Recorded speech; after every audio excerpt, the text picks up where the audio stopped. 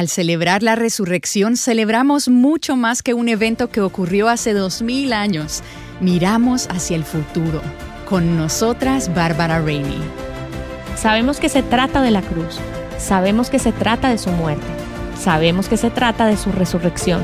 Pero creo que hemos perdido totalmente de vista el hecho de que es una imagen de lo que será algún día. La Pascua tiene que ver con la cena de las bodas del Cordero. Se trata de que un día nos reuniremos con Jesús en el cielo y tendremos una fiesta como ninguna otra. Estaremos unidos a Él para siempre. La Pascua no es solo una historia de cómo Cristo compró nuestra libertad en Él, sino también de cómo logró nuestra salvación en la cruz, y también es un anuncio de lo que viviremos un día en el cielo.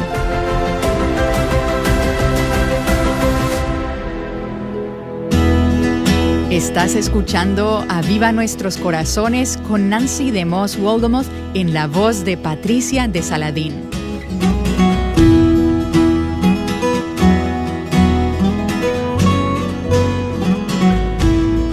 Durante estos días hemos estado conversando con Bárbara Rainey acerca de la Pascua y la resurrección.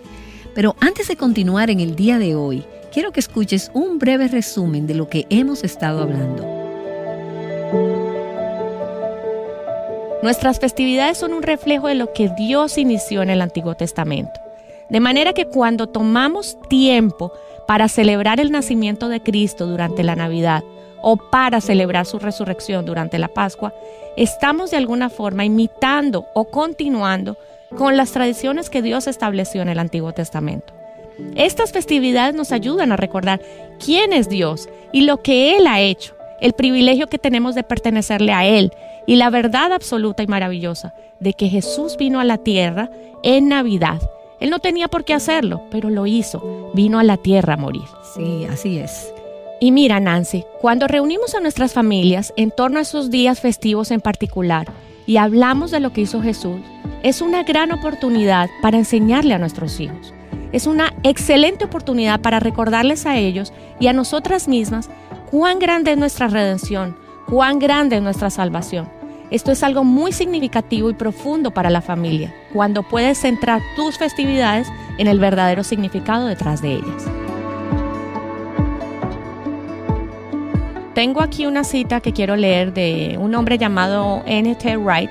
Ha escrito algunas cosas sobre la Pascua y cuando las leí pensé, sí, eso es lo que he estado sintiendo, y él lo ha puesto en estas palabras. Él escribió: esta es nuestra mayor celebración. Para los cristianos es el pináculo de nuestra fe, es lo que la sostiene por completo.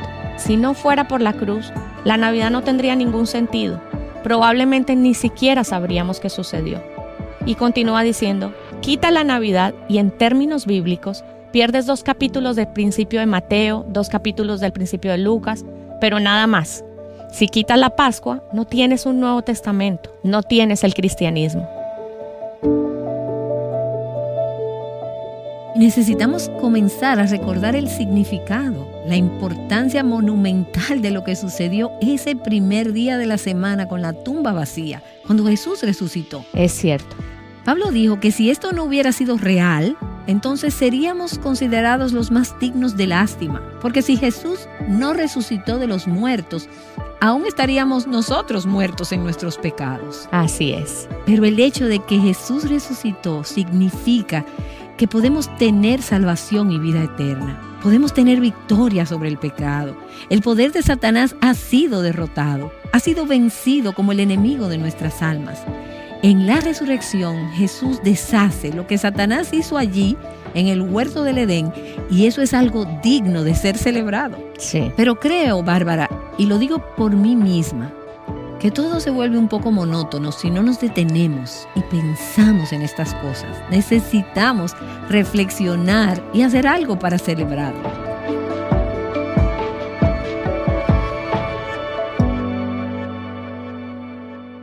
Es un gozo para mí darle la bienvenida nuevamente a Bárbara Rainey a Aviva Nuestros Corazones. Bárbara, gracias por tu trabajo, por ayudarnos a asombrarnos de lo que celebramos en estos días.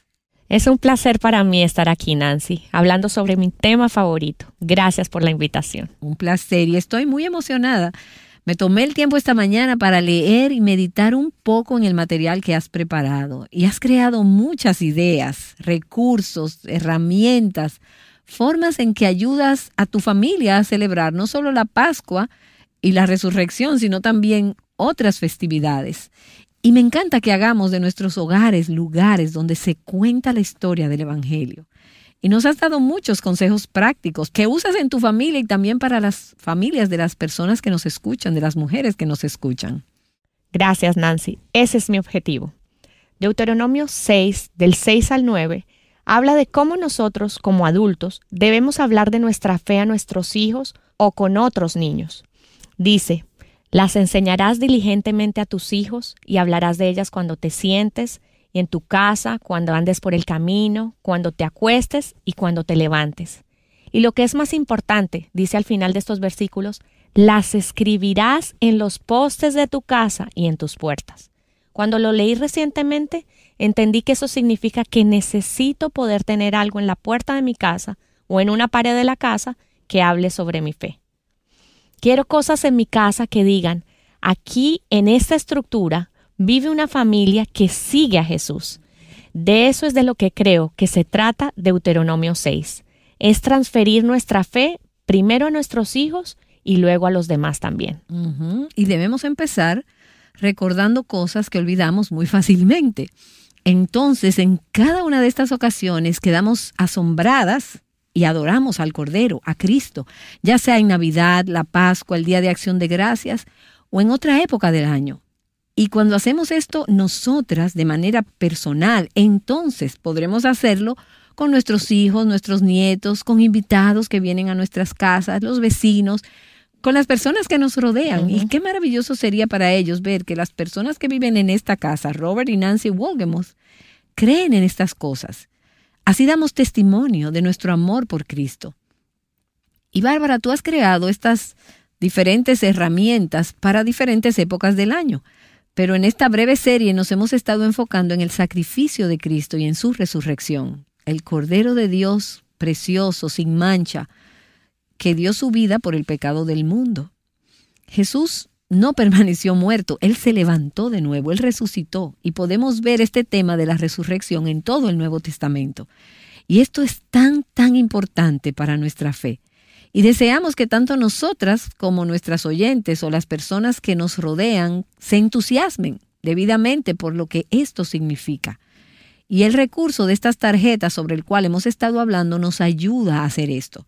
Están bellamente ilustradas y necesitamos las historias y las imágenes de estos símbolos. Totalmente de acuerdo. Me encantan las cosas bellas y visuales. Y en estas tenemos los dibujos de un libro viejo que encontré y obtuve el permiso para imprimirlos, y tenemos las lecturas. La que tengo en la mano muestra a Jesús de pie ante Pilato. Su cabeza está inclinada y Pilato está sentado. Y detrás de Jesús están todos estos brazos extendidos. Lo están señalando y acusando. No ves las caras, pero ves todos estos brazos que parecen casi espadas apuntándole. Entonces, incluso ver la imagen de cómo debe haber sido eso es significativo para nuestros corazones y nos lleva a adorar. Y también ayuda a los niños a recordar la historia que no queremos que olviden nunca. Cuando esos niños crezcan y se vayan de casa, a la universidad, al mundo profesional secular, queremos que quede grabada permanentemente en sus corazones y en sus memorias la imagen, la historia de quién es Jesús y por qué vino. De modo que nunca jamás duden de que esto es real. Esto es verdad y es muy importante, es esencial. Y esto no es simplemente añadidura a nuestra fe, este es el cimiento de nuestra fe y nos está ayudando a recordarlo. Y ayer hablábamos sobre las primeras 4 tarjetas. Hoy me encantaría que conversáramos sobre las últimas 4. Se centran en los milagros que tuvieron lugar el Viernes Santo y el Domingo de Resurrección. Y he notado que al enseñar sobre estos milagros en el pasado, que no son tan familiares para muchas personas, no hablamos tanto de ellos. Solo se mencionan brevemente en las Escrituras, pero son realmente significativos. Y si hubiéramos estado allí ese día, no habríamos podido pasar por alto estos milagros. Entonces, el primero de estos milagros tiene que ver con lo que llamas el tapiz, el velo rasgado. que se refiere al velo que separaba el lugar santo del lugar santísimo, del resto de los alrededores del templo. Así que cuéntanos qué tan importante es esto, Bárbara. Bueno, yo me imagino esa escena porque podemos pensar en el velo de una novia a través del cual se puede ver todo. Pero este era como un tipo de cortina. Era muy grueso, era denso. Y por lo que he leído, podría haber tenido varios centímetros de espesor y tenía unos 10 metros de altura. Era grande, enorme, era realmente como una pared. Así que no era algo simplemente que se podía rasgar, y mucho menos de arriba hacia abajo. Imagínate, era como una pared de tela colgada. Y cuando piensas en el templo, solo una persona podía pasar detrás de esa cortina, y solo una vez al año. Así que el día de la Pascua había sacerdotes por todos lados. Estaban sacrificando corderos. Todos estaban ocupados con su trabajo. Nadie estaba prestando atención a otra cosa que no fuera a hacer su trabajo. Tal vez decían, tenemos que terminar para la puesta del sol. Estaban haciendo su trabajo. Y uno se pregunta si tal vez esto era solo una rutina para ellos. Estoy segura de que sabían esto de memoria. Las cosas se vuelven rutinarias para nosotros. Por lo tanto, no sería inusual si simplemente estuvieran pensando, avanza con esto para que podamos terminar el día. Como mencionamos ayer, estos sacrificios de los corderos se llevaban a cabo todo el día mientras Jesús colgaba de la cruz. Y hablamos ayer de cuando Jesús expiró a las 3 de la tarde. Los soldados le clavaron una lanza en el costado y salió sangre y agua. En el templo había sangre por todas partes y limpiaron esa sangre lavándola con agua, lo cual reflejaba lo que estaba pasando con Jesús. En ese mismo momento ocurrió otro milagro. Era como si unas manos invisibles hubieran tomado esa pared de tapicería por la parte superior y la hubieran rasgado por la mitad. Y por supuesto, sabemos que esas manos no eran otras que las manos de Dios, la única persona lo suficientemente poderosa para hacer esto. Exacto. Y empecé a pensar en esos sacerdotes. Ellos habían estado tan ocupados, no esperaban ser interrumpidos. Ver ese tapiz siendo rasgado de arriba abajo, solo piensa en el sonido que eso provocó. Un trozo de tela se puede rasgar y hace un sonido fuerte. Y es una pieza de tela delgada. Imagina entonces el sonido de ese tapiz gigante siendo rasgado de arriba abajo. Probablemente fue un sonido estremecedor. Piensa también en esos sacerdotes. No tenían idea de lo que había detrás de esa cortina. Les habían advertido. Sí, ellos sabían que si pasaban detrás del velo, ellos podían morir, porque allí reposaba la gloria de Dios. Yo me imagino que todos estaban atónitos. Sus brazos estaban a sus costados mirando ese espacio simplemente estupefactos. Nunca nadie pensó que eso podría pasar. No sabían por qué sucedió. Luego, probablemente al empezar a considerarle el asunto, estaban pensando, ¿qué debemos hacer? ¿Cosemos rápidamente esta cosa de nuevo juntos? Creo que probablemente estaban en pánico, asustados, sorprendidos de no morir. Sin embargo, lo que simbolizaba, no sé si lo entendieron. Simbolizaba el cuerpo partido de Jesús, que ahora para nosotros abrió el camino al lugar santísimo, a una relación con el Dios Todopoderoso. Increíble, y ahora los pecadores podían entrar a la presencia del Dios Santo por siempre. El rasgado simbólico de esta cortina señaló el final de los sacrificios del antiguo pacto y la antigua forma de acercarnos a Dios, y abrió la puerta y dio paso a lo nuevo. Esa frase siempre ha sido una de mis favoritas en el Nuevo Testamento, donde dice, el velo del templo se rasgó en dos, de arriba a abajo.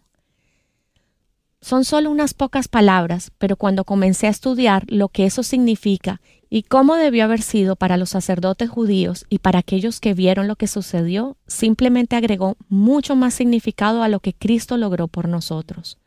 Abrió la puerta para que todos pudiéramos tener una relación con Dios Padre sin miedo a la muerte. Todos los sacerdotes sabían que morirían, y así habría sucedido si hubieran entrado allí. Pero ahora no tenemos que pensar en eso. No tenemos que preocuparnos por eso. De hecho, en Hebreos dice que podemos acercarnos confiadamente al trono de la gracia. Ese es el concepto que no podían entender y que Jesús introdujo para nosotros. El libre acceso a Dios Padre Todopoderoso. Gloria a Dios por eso, pero es algo que no debemos tomar a la ligera. aunque tendemos a hacerlo. Es algo que queremos que nuestros hijos y los hijos de nuestros hijos experimenten. Y por eso debemos ser intencionales en recordarlo siempre y mucho más en estos días y meditar en cómo podría haber sido para aquellos que vivieron en ese tiempo. Y no solo hubo ese asombroso milagro de que el velo se rasgara en dos, hubo otros 2 milagros que lo acompañaron casi al mismo tiempo. Uno fue un gran terremoto. La gente podría haber pensado que esto era solo una coincidencia, pero no fue una coincidencia. No, no lo fue. Fue una señal de Dios de que este era un evento importante. Era casi como si Dios estuviera tomando la tierra y la estuviera sacudiendo y diciendo, presta atención, algo está pasando, algo trascendental está sucediendo.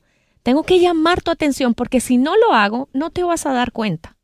Entonces la tierra tembló y la gente estaba aterrorizada, como es normal ante un suceso así. ¿Alguna vez has experimentado esto, Nancy? Sí, en mi luna de miel. ¿En serio? ¿En serio? No sabía eso. Pero no se cayó ningún edificio. Dennis y yo estuvimos en un temblor una vez y no fue más que un temblor, pero fue lo suficientemente fuerte para despertarnos. El candelabro del lugar donde nos estábamos alojando se balanceaba de un lado a otro. Nuestros hijos eran pequeños y estaban acostados en el suelo. Estaban durmiendo. Nosotros pensamos, ¿debemos despertarlos? ¿Deberíamos moverlos? ¿Se irá a caer el candelabro? Fue una sacudida que llamó nuestra atención. Así que algo así fue lo que sucedió ese día cuando Dios sacudió la tierra. Todas las personas que estaban viendo a Jesús en la cruz, o las que estaban en el templo con los sacrificios, o las personas que no se daban cuenta, todos recibieron una alerta de que algo importante estaba sucediendo. Y ese terremoto provocó que se abrieran las tumbas en las que había personas que llevaban enterradas no se sabe cuánto tiempo, y ese fue otro milagro asociado con el Viernes Santo. Creo que también es un evento muy significativo. Anticipa que un día también nosotros resucitaremos de entre los muertos. La apertura de esas tumbas les indicó a aquellos que tenían ojos para ver que esto es lo que Jesús vino a hacer por nosotros. Todos sabemos que la muerte es definitiva, al igual que los discípulos y al igual que todos los que estuvieron presentes ese día. Así que la tierra estaba temblando y luego de repente, en medio de su desesperación y desánimo, descubrieron que había algunas tumbas que se estaban abriendo. Obviamente, el terremoto las sacudió y las tapas se desprendieron, pero esto tenía un propósito. Personas que eran creyentes en Jesucristo, que creyeron que Jesús era el Hijo de Dios, fueron las que cobraron vida. Era una señal para los que tenían ojos para ver, para los que entendían que Jesús inauguró la resurrección. Había discípulos que lo habían visto resucitar, personas de entre los muertos. Él resucitó a Lázaro, resucitó a una niña, la hija de Jairo, y al hijo de una viuda. Y sería fácil ser escéptico y decir, eso debe haber sido alguna casualidad, no estaban realmente muertos. Pero las personas estaban en la tumba, selladas con una tapa. Si has visto las tumbas en Jerusalén, son cajas con tapas. Así que ahora el ser querido que habían enterrado estaba caminando por la ciudad de Jerusalén. Exacto. ¿Cómo puedes explicar eso? Para aquellos que estaban mirando, Dios estaba enviando un mensaje alto y claro de que Jesús había vencido a la muerte y que la resurrección era posible y real y que Dios iba a resucitar muchos y muchos más. Y no solo Jesús iba a ser resucitado de entre los muertos ese primer día de la semana, sino que también nosotros, que estamos en Cristo, seremos resucitados un día de entre los muertos. Y esa es nuestra esperanza. No solo que Él murió, no solo que Él resucitó, sino que también nosotros resucitaremos. En el Nuevo Testamento, Pablo habla de cómo Jesús fue la primicia de los muertos. Así que Jesús fue el primero. Es la primera de muchas cosechas para Dios. Esa fue la primera cosecha. Fue pequeña ese año, pero habrá otra cosecha, una grandiosa cosecha, cuando Dios resucite a todos aquellos creyentes de siglos pasados que han creído en Cristo, incluso aquellos que han muerto recientemente, y nosotros esperamos encontrarnos con Él cara a cara. Viene una gran cosecha. Eso fue una introducción a lo que Dios hará un día cuando resucite a todos aquellos que han puesto su fe en Cristo, de modo que vivan con Él por siempre. Amén y amén. Y puede ser que estas verdades de las que hemos estado hablando no sean algo en lo que algunas de nosotras hayamos reflexionado en algún tiempo. o son cosas en las que tus hijos nunca han pensado. Así que hablamos sobre estas cosas no solo este año, sino año tras año, para recordar la redención y ser fortalecidas en nuestra fe y en la seguridad de lo que Cristo ha hecho por nosotros. Esto nos lleva a adorar a Jesús y a asombrarnos ante Él. Y queremos esto para nuestros propios corazones, pero también lo queremos para nuestras familias y nuestros amigos. Y Bárbara, nos falta ver el contenido de una tarjeta más, de estas tarjetas que creaste para ayudar a contar esta historia. Y guardaste la mejor tarjeta para el final, el último milagro de la semana de la Pasión de Cristo y el domingo de Resurrección. Y es la resurrección misma. Lo es el pináculo, el clímax, es el momento final de todo lo que Dios ha estado haciendo. Ha estado escribiendo esta grandiosa y gloriosa historia desde el jardín del Edén. Él ha estado tejiendo la historia de la redención desde Adán y Eva para nosotros. El clímax de esta historia, el punto más alto de esa historia, es la resurrección. Todos los discípulos pensaron que todo había terminado. Estaban parados allí, mirando y pensando, esto no es lo que teníamos en mente, esto no es lo que creíamos que iba a suceder. Creíamos que Él nos iba a liberar ahora en la tierra. Creíamos que Él iba a cuidar de nosotros. Y ahora se dejó matar, asesinado como un criminal. Y conocemos la historia. Ellos salieron corriendo y se escondieron. Ellos lo repudiaron. El Señor murió solo. Sin embargo, ahora Dios está diciendo, sí, Él murió solo, pero ese fue mi plan. Yo lo diseñé así. Todos estos milagros, todos estos pequeños detalles eran parte del gran guión, la gran historia que Dios estaba escribiendo. Y ahora, a la luz de su resurrección, podemos casi escucharlo decir, consumado es. Esta es la imagen final que quiero que veas.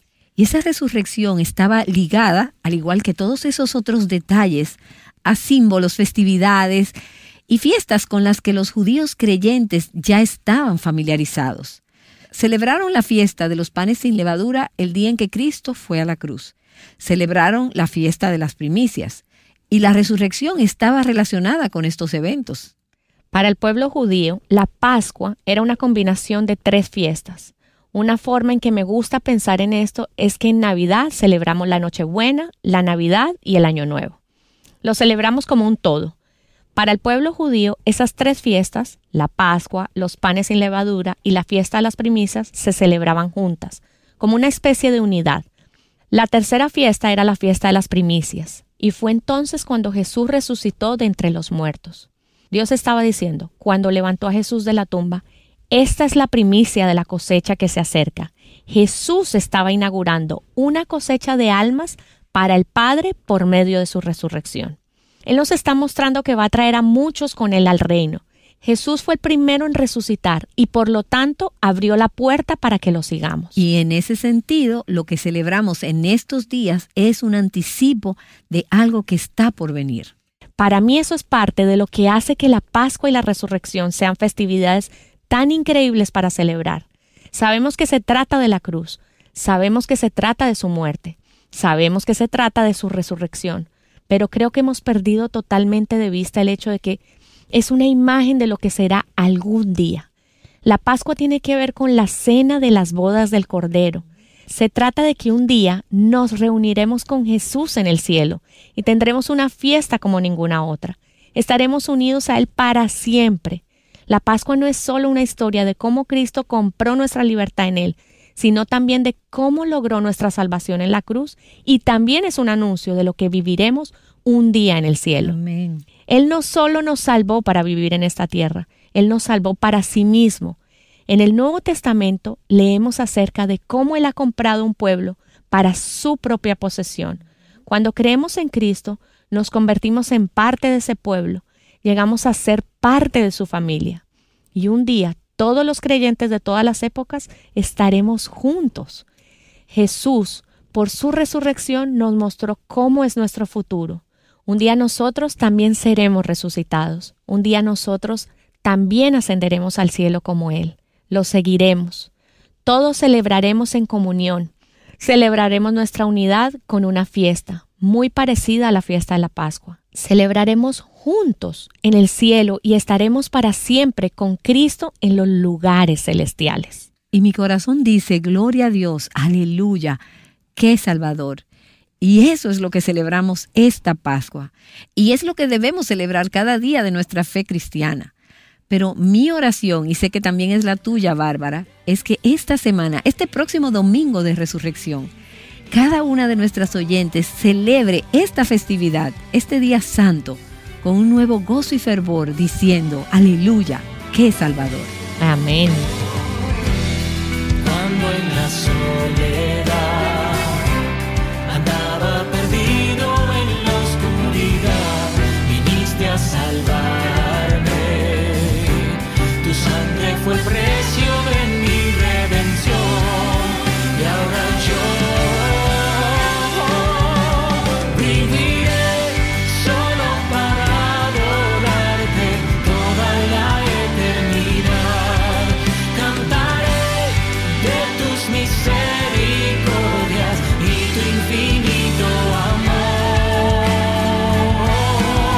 Viviré solo para adorarte toda la eternidad. Cantaré de tus misericordias y tu infinito amor.